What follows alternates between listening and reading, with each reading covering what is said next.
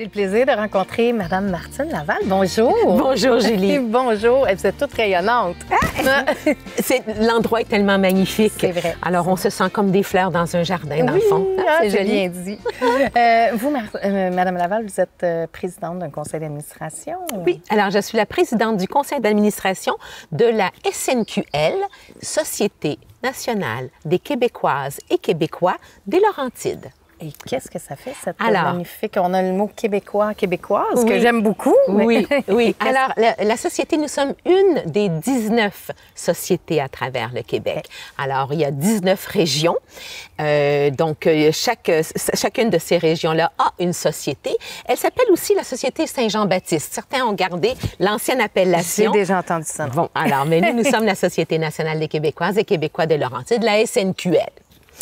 Alors, ce que nous faisons, bien, en fait, notre mandat, nous sommes sous le chapeau du MNQ, le MNQ étant le Mouvement national des Québécois et Québécoises, qui, lui, est sous le chapeau du ministère de la Culture et des Communications. Alors, ce que nous faisons, on travaille main dans la main pour, évidemment, tous nos enjeux au Québec, la préservation de notre langue, du français, évidemment, notre culture, notre patrimoine, notre histoire et une des principales activités, parce qu'on en a plusieurs dans l'année, c'est évidemment la fête nationale. Oui, qui s'en vient. Oui, qui s'en vient bientôt. C'est ça. Alors, nous étant, couvrant donc les Laurentides, bien qu'il y a une autre société plus haut dans les Laurentides, des Hautes-Laurentides, mais on couvre quand même toutes les Laurentides, les basses, les hautes, d'est en ouest. Alors, nous sommes chargés de l'organisation de la fête régionale. Parce que la fête nationale, évidemment, il y a toutes sortes de fêtes. Il y a des fêtes locales, il y a des fêtes privées, mais il y a la fête régionale. Montréal, Québec, et puis Saint-Jérôme et Saint-Eustache, qui s'alternent, vu qu'elles sont toutes les deux sur notre territoire, qui s'alternent une année après l'autre. Alors, une année, c'est Saint-Jérôme, l'année dernière, et cette année, c'est Saint-Eustache. Et puis, on intervertit comme ça chaque année. Alors, donc ça, c'est notre gros mandat. Et un autre mandat qu'on a aussi, c'est sur la langue française. On pourrait y revenir sur le prix. Oui, parce que moi, je me demande, qu'est-ce que vous... vous dites que... Est-ce que le thème vient de vous, de la fête nationale? Bien, justement. Alors, il y a le ministère, il y a le MNQ. Alors, ça vient, évidemment, à chaque année, le ministère Culture et Communication, avec le MNQ, décide d'un thème. Et cette année, nous avons un très beau thème. Oui, j'ai entendu ça, mais je vais vous laisser le dévoiler. D'accord, merci. C'est extrêmement émouvant. Moi, je trouve ça très émouvant parce que c'est le 50e anniversaire de notre magnifique chanson québécoise de Gilles Vigneault, « Gens du pays ». Et c'est tellement la chanson. Tout le monde la chante, cette chanson-là, à la fête nationale. Et ça fait 50 ans qu'on se lance, qu'on se fait chanter d'amour, de se laisser parler d'amour. Et cette année, on la célèbre. Alors, ça, c'est vraiment très, très beau. C'est très touchant, c'est très émouvant. Monsieur Vigneault vit dans les Laurentides. Et puis, cette chanson-là a été créée lors d'une fête nationale des années 70 sur le Mont-Royal. Alors, c'est une belle histoire. Puis, c'est le fun parce que souvent, on va faire un hommage à une chanson ou à un chanteur après un décès.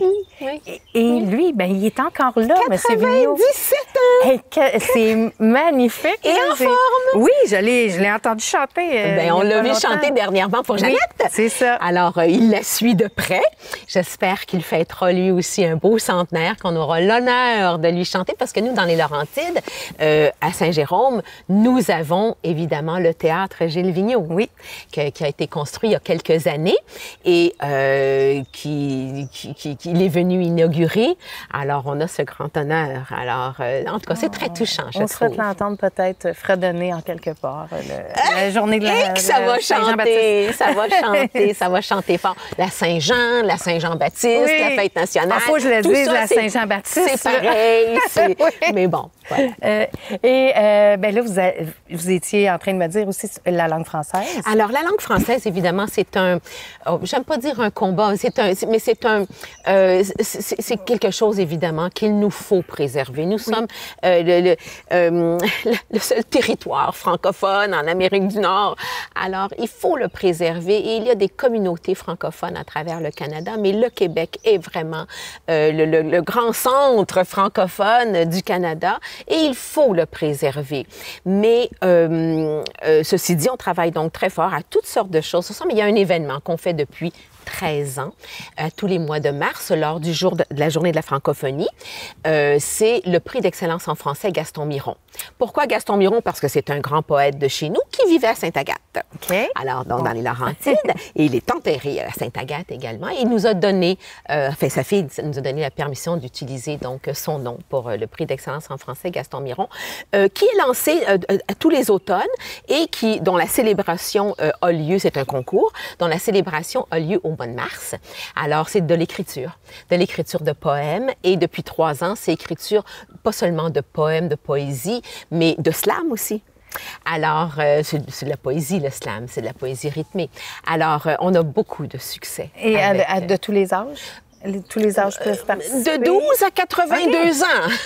C'est pas nous qui mettons la limite parce qu'on a une partie jeune, alors jusqu'à 18 ans. Et puis après ça, de 19 ans et en montant, c'est la section adulte.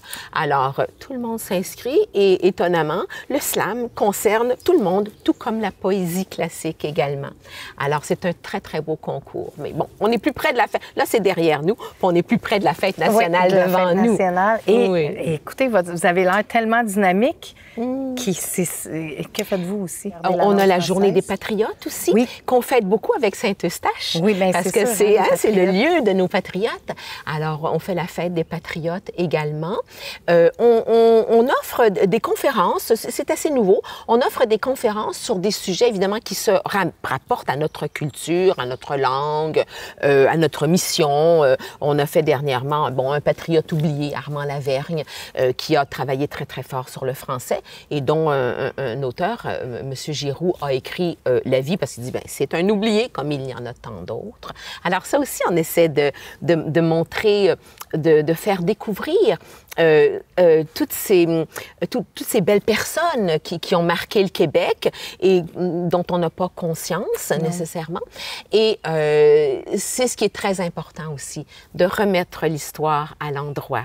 Alors, quand on parle du patrimoine, on parle de l'histoire, on travaille avec les sociétés d'archives et d'histoire également, et on travaille à remettre l'histoire du Québec à l'endroit.